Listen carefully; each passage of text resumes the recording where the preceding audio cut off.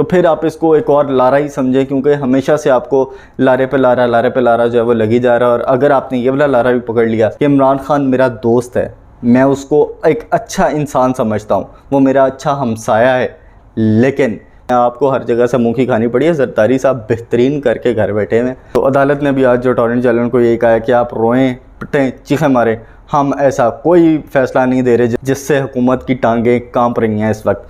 कांपे टांग रही हैं। बड़ा जय शाह साहब ने बड़ा बयान दिया था कि हम पाकिस्तान नहीं जाएंगे, हम ये कर देंगे वो कर देंगे, और उसके बाद उन्होंने वही किया जो आमतौर के ऊपर हमारे कैरेक्टर्स लेते हैं, वो यू टर्न लिया। देखिए डिजिटल मीडिया पर पाकिस्तान का सबसे मोतबर न्यूज़ शो उमूर हाजिर। मज़ीद ख़बरों और बेलाग तबसरों के लिए चैनल को सब्सक्राइब करें। नाज़रीन, परसों आपको मैंने एक ख़बर दी थी और आज मैं आपके सामने इसकी भी एक ब्रेकिंग न्यूज़ रखने जा रहा हूँ। मैंने एक बताया था कि अब आप देखिएगा कि किस तरह से खान साहब के इलेक्शन जीतने के बाद कैसे राब्ते तेज़ होते हैं, कैसे ऑफ़र्स कराई जाती हैं, कैसे उनको अगले लारे लगाए जाते हैं कि आप लॉन्ग मार्च ना करें, अब आपको इलेक्शन मिलेगा ही मिलेगा। तो उसकी आज की ख़बर जो है वो आप पहले सुन लें, फिर अगली ख़बर के ऊपर जाते हैं। वो ख़बर ये है कि मार्च का महीना खान साहब को दिया गया है और कहा गया है कि आप रुक जाएं, आप ये मार्च मत करें, आपको मार्च के अंदर इलेक्शन देंगे, मैक्सिमम आपको अप्रैल के स्टार्ट के अंदर इलेक्शन देंगे। और उसकी सूरतें ये होंगी आपको इलेक्शन कबल अज़ वक्त देने की कि करप्शन के जितने केसेस हैं उनके ऊपर सज़ाएँ नहीं होंगी अगले कम से कम 2 साल।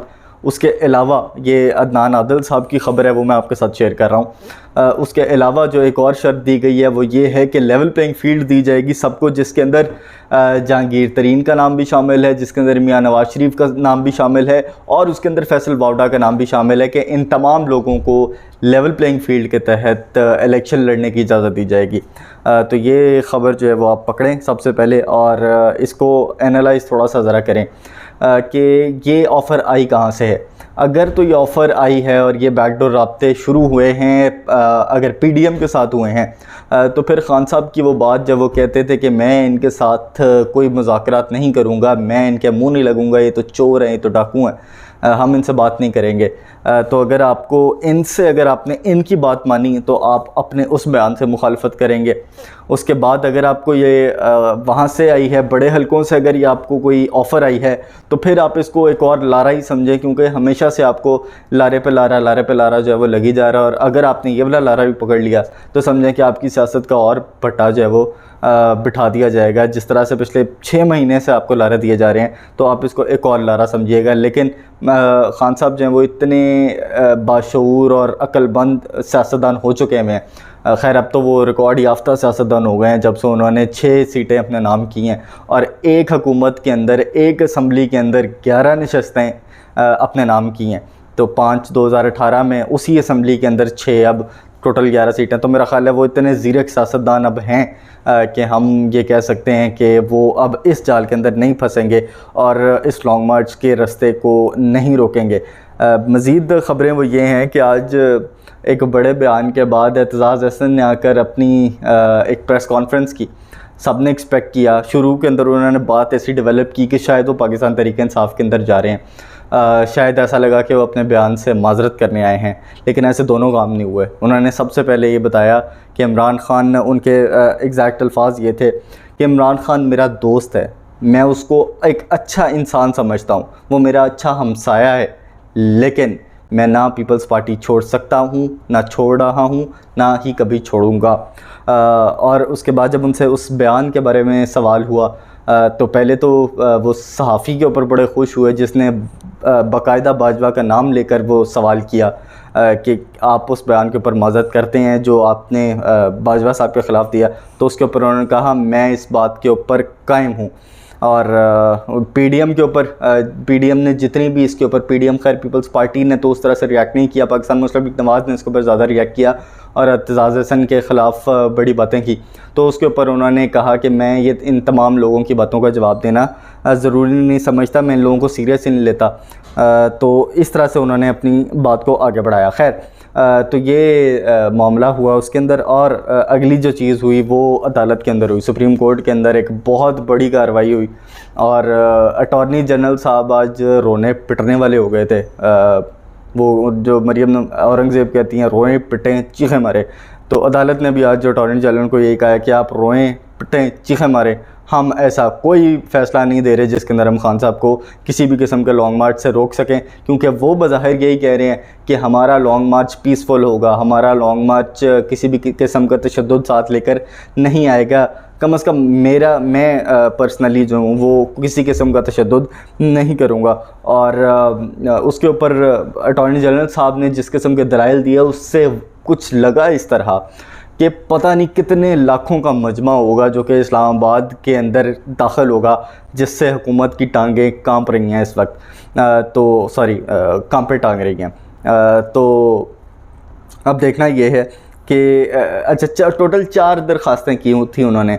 उन 4 में से आपको जो 3 मेन थी वो मैं आपके सामने रख देता हूँ, जो कि सत्यानाश करके रख दिया है चीफ जस्टिस साहब ने उनकी 4 चीज़ों का। सबसे पहले उन्होंने कहा कि 5 रुकनी बेंच था बेसिकली जो समाअत कर रहा था। उन्होंने कहा जी कि सबसे पहले जो तौहीन अदालत की कार्रवाई है वो उसको जो है वो आगे बढ़ाया जाए और तौहीन अदालत जो है वो लगाई जाए, तो वो भी नहीं लगी।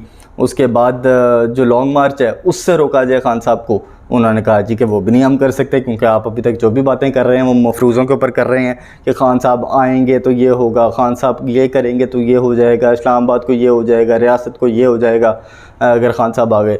तो उन्होंने कहा कि उन्होंने तो अभी लॉन्ग मार्च की कॉल भी नहीं दिया, आप मफरूज़ों के ऊपर अदालत के अंदर आ गए हैं। हाँ, जिस दिन वो ऐलान करेंगे उस दिन आप आएँ तो फिर आपका मसला हम सुनेंगे। अगर एतवार का दिन भी होगा तो हम आपके लिए आ जाएंगे। आप फ़िलहाल अपनी रियासती ज़िम्मेदारियाँ जो हैं वो उनको पूरा करें, और अगर कोई कानून हाथ में लेता है तो आप उसके ख़िलाफ़ कार्रवाई भी करें। और तीसरा बड़े मज़े का था, तीसरी उन्होंने जो बात की कि खान साहब को रोका जाए, वो था कि यूनिवर्सिटीज़ के अंदर वो जाकर स्टूडेंट्स वो ख़िताब कर रहे हैं, वो उनसे बात कर रहे हैं, वो उनके अंदर जाकर अपना मौक़िफ़ पेश कर रहे हैं, तो उनको इस चीज़ से रोका जाए। लेकिन उनको देखना चाहिए कि वो जब भी कोई इवेंट इस तरह का हो रहा है, सबसे पहले लाहौर में हुआ, फिर इस्लामाबाद में हुआ, आज सरगोदा के अंदर हुआ, तो वो पंजाब गवर्नमेंट के इदारे हैं जो कि वो मुनक़्क़िद कराते हैं तकरीब, और वहाँ पर वो सिर्फ़ और सिर्फ एक चीफ़ गेस्ट के तौर पर उनको इनवाइट किया जाता है। तो वो ना आप उसका कुछ बिगाड़ सकते हैं ना आप कुछ कर सकते हैं, क्योंकि पंजाब हुकूमत के इदारे हैं। अगर आपने इस तरह कुछ करना है, उनको रोकना है, तो पहले आप पंजाब गवर्नमेंट अपने हाथ के अंदर लें। लेकिन वो तो आप ले नहीं सकते, क्योंकि जरदारी साहब अपने घर के होकर रह गए हैं। वो अमली सियासत के अंदर नहीं आ रहे, क्योंकि उनको आपकी तरह जलील होने का कोई शौक़ नहीं है। आप तो फ़िलहाल जितनी गालियाँ खा रहे हैं वो अपना सीधा करके वो इलेक्शन के अंदर वो जाने के लिए इस वक्त तैयार बैठे हैं, रेडी बैठे हैं। वो उन्होंने अपनी 2 सीटें निकाल के वो साइड पे हो गए हैं। आप हैं जो हर जगह से सीटें हारे हैं, आपको हर जगह से मुँह की खानी पड़ी है। जरदारी साहब बेहतरीन करके घर बैठे हुए हैं, और उनको पता है कि मैंने आपके पीछे लग के आपके साथ हर जगह खड़े हो के मैंने अपने आप को भी गंदा नहीं करना, मैंने अपनी सियासत भी गंदी नहीं करनी, मैंने अपने इलेक्शन भी गंदे नहीं करवाने आपके साथ कम से कम रह के। तो वो बड़े अक्लमंद है, और वो ये तमाम चीज़ें जो है वो कर बैठे हैं और वो कर रहे हैं। आप देखिएगा कि अगले इलेक्शन के अंदर जो पीपल्स पार्टी होगी उसकी और नून लीग की सीटों में कोई एक आधे का ही फ़र्क होगा, थोड़ा सा ऐसी 5-10 का फ़र्क होगा, ज़्यादा से ज़्यादा। इससे ज़्यादा आपको फ़र्क नज़र नहीं आने लगा, और पीपल्स पार्टी पहले से ज़्यादा सीटें लेकर आएगी, ये भी मैं आपको बता दूँ। कम से कम वफाक के अंदर भारत ने एक बड़ा यू टर्न लिया है जी। भारत बड़ा जय शाह साहब ने बड़ा बयान दिया था कि हम पाकिस्तान नहीं जाएंगे, हम ये कर देंगे वो कर देंगे, और उसके बाद उन्होंने वही किया जो आम तौर के ऊपर हमारे क्रिकेटर्स लेते हैं, वो यू टर्न लिया। वो यू टर्न क्या लिया उन्होंने कि सरकार ने ठाकर जो उनके स्पोर्ट्स के मिनिस्टर हैं उन्होंने बयान दिया है कि जो भी फ़ैसला होगा एशिया कप से मुतल्लिक, पाकिस्तान जाने से मुतल्लिक, वो जय शाह नहीं करेंगे बल्कि वो हमारी गवर्नमेंट करेगी। जो मिनिस्ट्री ऑफ स्पोर्ट्स है वो करेगी, हमारी जो फॉरेन मिनिस्ट्री है वो इस बात का फ़ैसला करेगी, जय शाह इस चीज़ का फ़ैसला नहीं करेंगे। पूरी पाकिस्तानी कौम को इस वक्त बड़ा फ़ख्र हो रहा है उस वीडियो के ऊपर जिसके अंदर रमीज़ राजा को जब कोई कह रहा है कि यूएई के अंदर शिफ्ट किया जा रहा है एशिया कप, तो वो आगे जवाब दे रहे हैं कि नहीं जी, आप इतने वो क्यों नेगेटिव होकर सोच रहे हैं, आप ज़रा बड़ा दिल रखें, और हम भी कोई चीज़ है, हमने हर चीज़ इंडिया के कहने के ऊपर नहीं करनी। तो मेरा ख़्याल है कि ये बड़े अरसे के बाद, ये नजम सेठी और उसके बाद एहसान मानी साहब के दौर के बाद, अब ज़का अशरफ, उससे पहले एजाज़ बट, हमने कभी इस तरह का एक strong point of view Pakistan cricket board की तरफ से आते हुए नहीं देखा था, जो अब हम आज के दिन के अंदर देख रहे हैं कि जिस तरह से रमीज़ राजा साहब ने पहले भी खुलकर इंडिया को जवाब दिए हैं इससे पहले भी, और अब भी जो उनको जवाब दिया गया है कि आपने अगर इस तरह की कोई बात करनी है तो वो काइंडली आप एशियन ट्रेड काउंसिल की एक मीटिंग बुलाएं, उसका एक इजलास बुलाएं, क्योंकि हम भी उसके मेंबर हैं और हमसे पूछे बगैर जब आप हमें असाइन कर चुके हैं कि एशिया कप यहाँ पे होगा, तो आप उसके बगैर कभी भी कोई भी ऐसा डिसीजन नहीं ले सकते कि आप उसको यहाँ से उठाकर बगैर किसी वजह पे, बगैर किसी बेसिस के ऊपर आप यहाँ से चले जाएँ। फ़िलहाल ये थी अब तक की ताज़ा तरीन अपडेट्स। शेख हरकम को इजाज़त दीजिए, देखते रहिए उमूर हाज़िर। अल्लाह हाफ़िज़।